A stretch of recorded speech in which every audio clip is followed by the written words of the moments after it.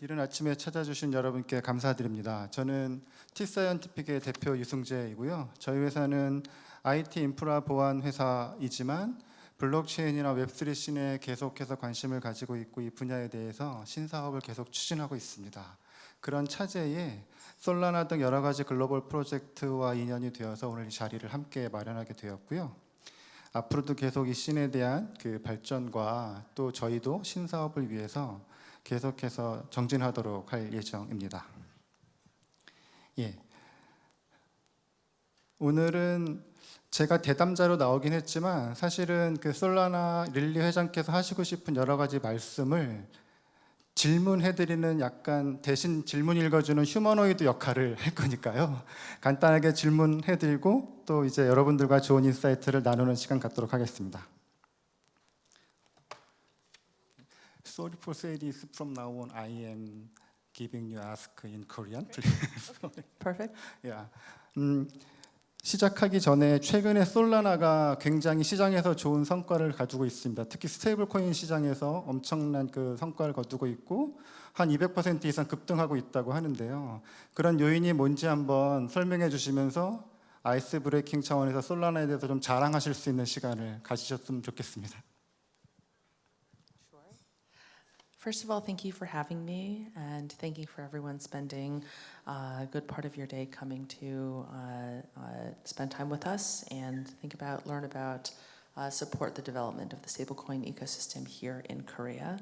How many people here are familiar with Solana, have used Solana? Okay, actually, probably about a third of the room, actually. Fantastic.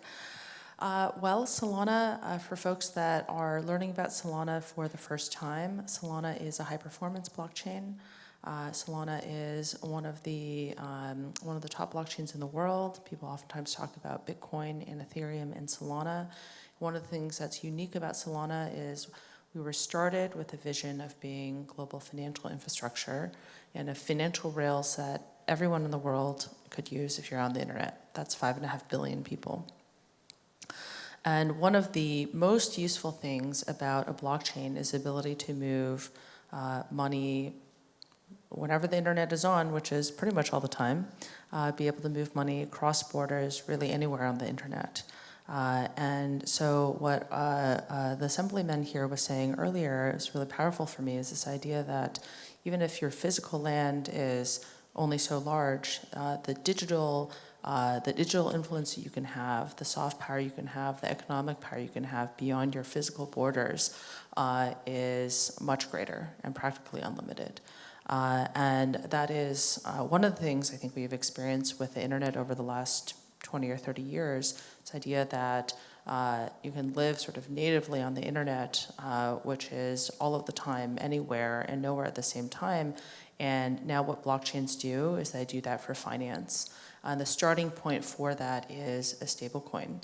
As much as we all love Bitcoin, Bitcoin is digital gold. The question is, what is the financial infrastructure you can use every day as a part of payments, as a part of cross-border movement, as for tokenization, for investing, for trading, a whole range of different financial use cases. And all of those things start and end with stablecoins.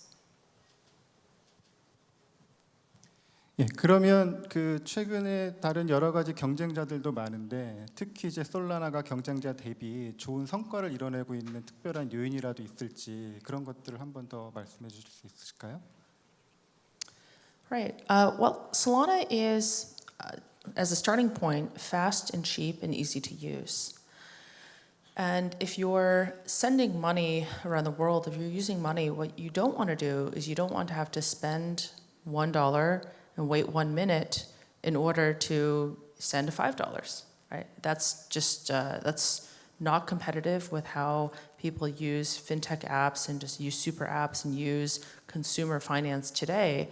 And so as a starting point, one of the most basic things is you actually need a blockchain that can perform, which is really fast, really cheap, and when you use it, it feels like just using any other consumer application. That sounds obvious, but it's actually, first of all, really hard to do because there's a lot of core network infrastructure engineering that people had to spend a lot of time doing research, development, and building it, first of all. And also, within the blockchain world, there's a lot of folks that maybe think that that's not actually the purpose, like Bitcoin. That it just doesn't matter whether it's fast or cheap or easy to use because that's not the purpose of Bitcoin. So it took crypto a long time to actually to be able to develop and scale a network that could provide that basic user experience. And Solana has done that. Solana is the first one to do that and really be able to scale that globally. And so now when you have this moment around stablecoins and global money movement, when people look at where can I actually do that on a blockchain, they very quickly ask 3 questions and end up at Solana. The first one is, what is fast and cheap and easy to use? The second question is, what has actually developers? Because at the end of the day, Solana is really just open source computer code. Anyone can look at it on GitHub. But then you actually have to have people use it around the world. And not just me as a consumer or us as consumers, but really what's even more important, especially at the beginning, is for developers to be building on Solana, to be able to build applications on Solana, and system integrators such as T Scientific really being able to use this code base. And so what ecosystem, question number 2 is what ecosystem out there actually has developers that are actively building on this platform? And then the third is where do you, then you get to users. Where do you actually have users, assets, and then kind of people using this technology? And when you ask those 3 questions, then out of all of the many, many blockchains out there, and we've all heard of many, there's probably thousands, there's really only one that can answer those 3 simple questions with a yes. And our vision from the very beginning has been infrastructure for global money movement, infrastructure for internet capital markets. And that all starts and ends with stablecoins. 예, 솔라나에 대한 장점을 여러 가지 설명해 주시니까 아마 솔라나 투자자들 이 자리에서 더 많이 늘어날 것 같은데요. 아까 사실은 부끄러워서 손을 잘 못 들지 이 방에 있는 대부분들이 이미 솔라나를 잘 알고 계실 겁니다. 제가 믿기에는 이미 최근에 솔라나 덕분에 좀 돈을 버신 분도 있을 것 같고요.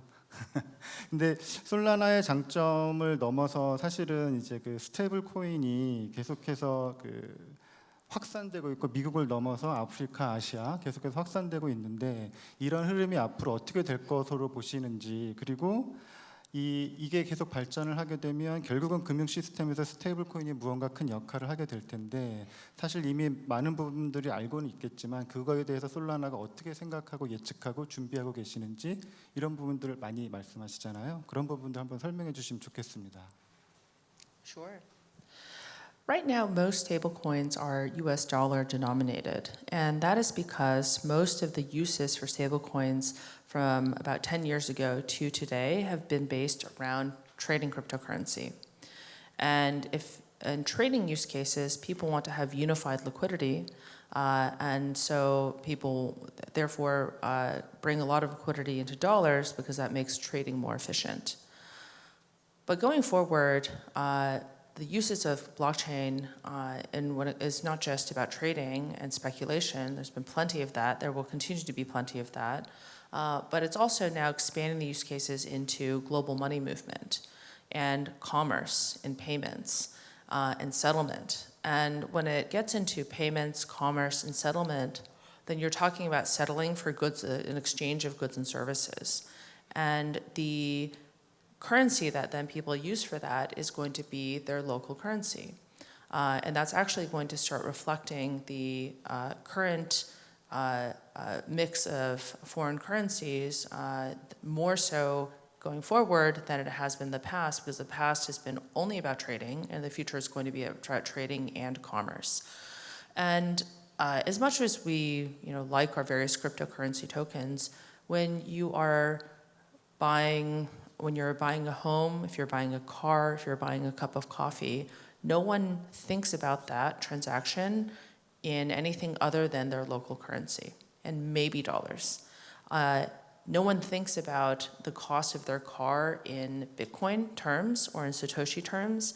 And even if you did, we've all been trained that with Bitcoin, you should only buy it and never move it. So even if you thought about the cost of a car in Satoshis, you'd probably not spend your Satoshi. So what are you going to use to buy that car?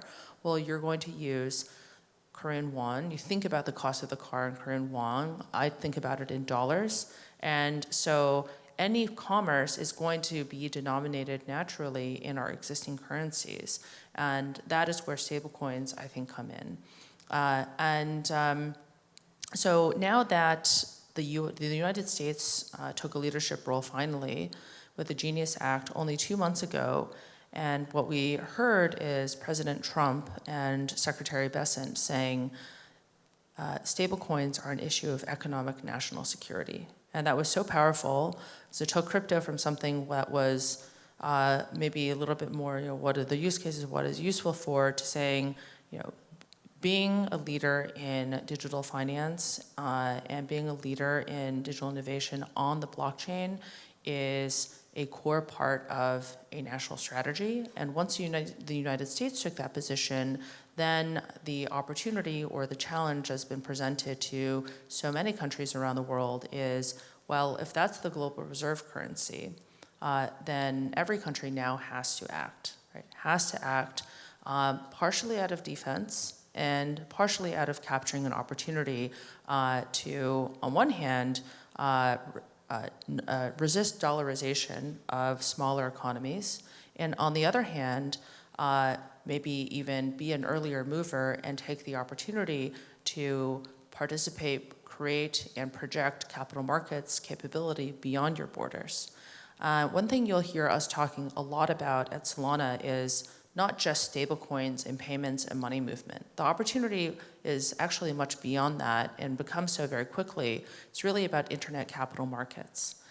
Yes, these things start with stablecoins because stablecoins are the mode of settlement, but what's even more exciting here is tokenization, the ability to issue assets on-chain, and that is an opportunity for Korea from the issuance side, the ability to take Korean assets, issue them on chain, and have the opportunity to immediately reach a broader investor base. And also the other way around, which is if other economies tokenize digital assets or tokenize funds, for example, tokenize assets, bring them into the digital realm, those are now assets that are more readily available to the Korean audience as well, to the Korean investor base.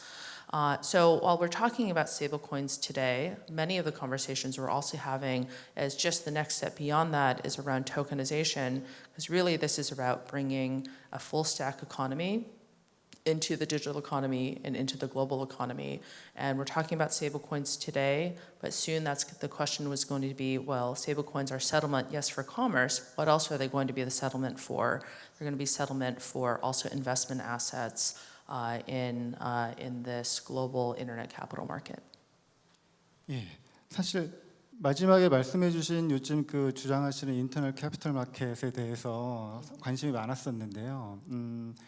우리나라에서도 역시 그 RWA라든지 그런 그 금융 상품부터 포함해서 모든 그 실물 자산들이 토크나이즈되는 세상이 곧 열릴 거라고 생각을 하는데.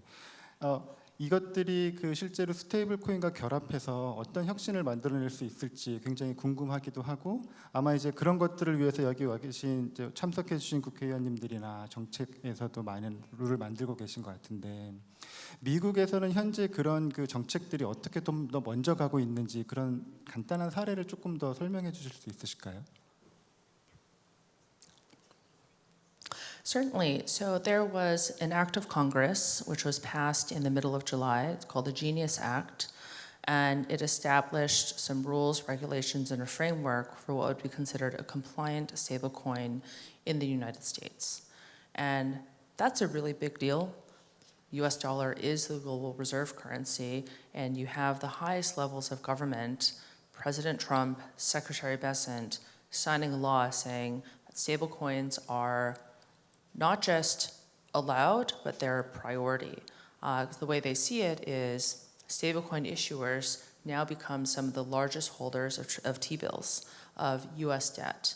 And actually, if you look today, Tether, about $130–40 billion of issuance, is a top 20 holder. If you were to make Tether into a country, it's larger. It's a top 20 holder, I think number 17 holder of US T-bills amongst countries, and that's a really big deal because now the buyers and the holders of your country's debt and the buyers and the holders of your country's debt, they have influence of your monetary policy. And so this is actually a very deeply economically strategic and important matter, right? And that's why it's an issue of economic security. And so that is the trend that is happening. And I think much like we observed many trends with the internet in the past, when you have this global trend that is borderless, that is beyond anyone's borders, you can't stop it. You have to be a part of it. And you have to think about, how do I take this trend and have it fit into the future that we envision, rather than just trying to stop it. And so once the Genius Act happened, now what that means is so many other possibilities are also emerging in the United States. One thing that we're talking about quite a bit is, on the theme of internet capital markets, is bring capital markets on chain. And what that means is securities exchanges, securities markets that have 100-year-old laws now are, I think probably within a year, I hope, are going to be allowed to be fully on blockchains, are allowed to be settled on blockchains. And that's going to be very powerful, because what that means is now you don't necessarily have to go to the NASDAQ or the New York Stock Exchange to be able to access liquidity. And what that also means then is that if you're a Korean company, if you are a company which is not in the United States, you potentially have the ability to access liquidity much more easily and much more cheaply and much faster. And that is, I think that's going to be a crazy change. That's going to be a crazy change.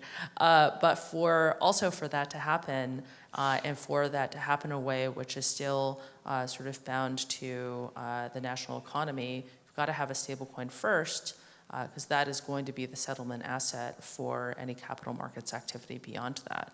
And what we're thinking about in crypto is building this end-to-end on-chain native digital economy, and that's always both parts of it. It's both the settlement asset and then also the investment asset. And the stablecoins can be used, of course, for cross-border payments, and that's what a lot of people think about today. Faster, cheaper, always on, 24/7, fraction of a cent, fraction of a second to be able to send it to the counterparty. But then ultimately, I think the long-term use of that is it builds depth in. It builds market depth on chain. And once you have market depth on chain, because people are thinking, okay, well, I can use these stable coins for global settlement, that market depth then also becomes the liquidity base for capital markets. And I think that's how this is going to evolve. 네. 요거는 지금 시간이 많이 없어서 거의 마지막 질문인데, 사실은 엔지니어가 아닌 릴리 회장님께는 좀 어려운 질문일 수도 있는데요. 사실은 그 스테이블 코인이나 블록체인 이 모든 것들이 보안이나 시스템의 안정적 운영이 굉장히 중요할 텐데, 저희 회사는 이제 보안과 IT 인프라로 시작한 회사이고 그런 부분에 여전히 많은 투자를 하고 있습니다.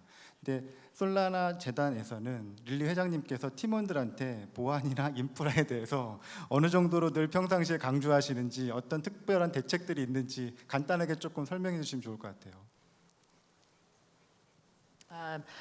Those are always top of mind, and there's Solana's open source code. So one part of it is that anyone can review the code, and anyone can verify that the code which is being run by the validator is what has been published. And now it is complex, right?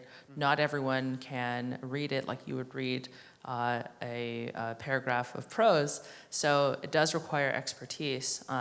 But first of all, one of the reasons why open source code and open source blockchains are important is because the more people who use them, the more you're going to have people who don't know each other, and in order to be really scalable, it has to be somewhere where you don't have to know the core developer, be able to call them. You can look and verify the code yourself with sufficient expertise. Security, of course, is of utmost importance.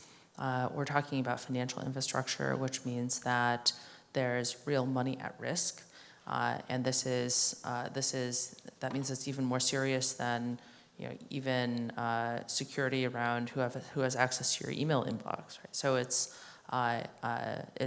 of the utmost importance. We invest a lot into that with the core developers, and that's at the protocol level, and it's something that is going to continue to be always a top priority.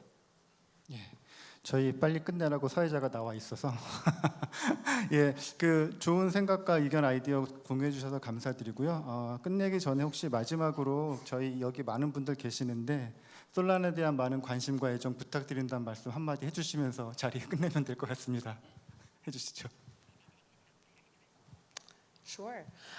Well, it's really an honor to see and to be able to be part of the interest in building the future of digital finance here in Korea. I think that a place like Korea has always been very quick to act on new trends, on new technology, and the ability to actually execute on that and project Korea's presence on the global stage has always been very impressive. And I have no doubt that this is something that is going to be a part of that continued sort of capability. So it's something we are here to support, and I think it's a real opportunity for Korea in this region, and just Korea to extend Korea's presence on the global stage. So thank you for having me. 예, 감사합니다. Thank you for sharing your insights.